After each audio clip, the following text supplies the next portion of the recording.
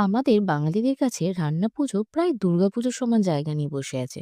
এটা যেমন প্রাচীন একটি উৎসব, তেমনি বাঙালির আরেকটি আবেগও বলা যায়।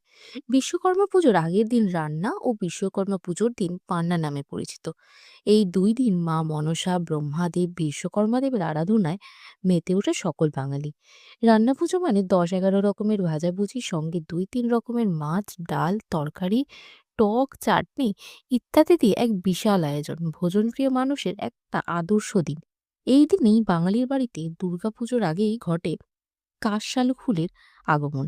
আর মনে করিয়ে দেয় সত্যিই শরৎ এসে গেছে।